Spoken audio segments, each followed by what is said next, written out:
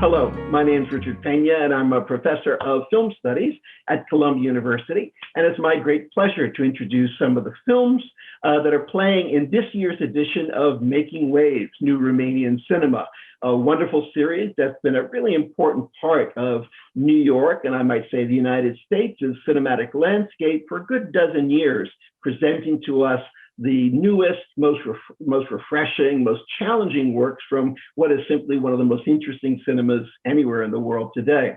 The film I want to talk to you about is a wonderful documentary that I was delighted to see, a film called House of Dolls by Tudor Platon.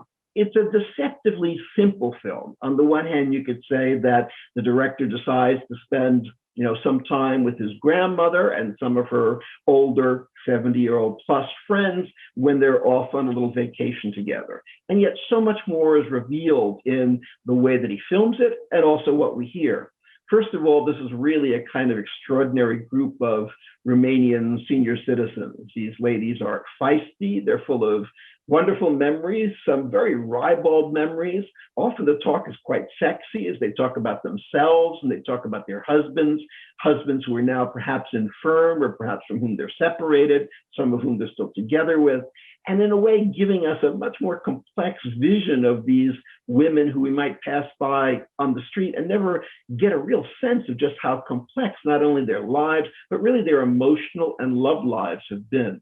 One of the choices that Tudor makes in the film is that he puts himself in the frame as well. Not only is this obviously a very personal film, he's talking about his grandmother, and I think one of the women might be an aunt as well, but it's a certain way, it's a story of himself looking at age. He's a very young man, I might say a very handsome young man, and in a certain way, his youth and beauty is put up against these older women who certainly, I think, have their inner beauty, but of course think of themselves as they were many years ago, when they were young, when they were as young as Tudor and probably as beautiful as Tudor. In fact, we get at the end a number of photographs that we assume are of some of these women, and indeed many of them were quite beautiful.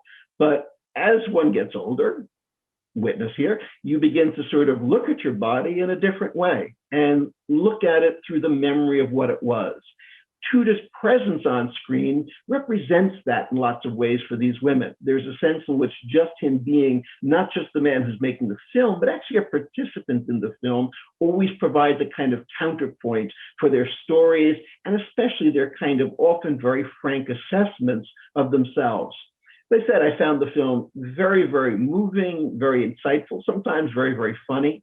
Reminded me of a wonderful Italian film from about 2008 called Mid-August Lunch by Gianni Di Gregorio. This was a fiction film, but it was a film about how Di Gregorio, who has an elderly mother, was kind of trapped into spending the mid-August holiday in Rome with a group of older ladies who were friends or acquaintances of the mother. And again, it was one of those films where suddenly these women were extraordinary. They were just so funny and full of energy and full of ideas and stories that it made what he was thinking would be a very dull weekend into quite an extraordinary one, where I think at the end is a very different appreciation of the process of aging.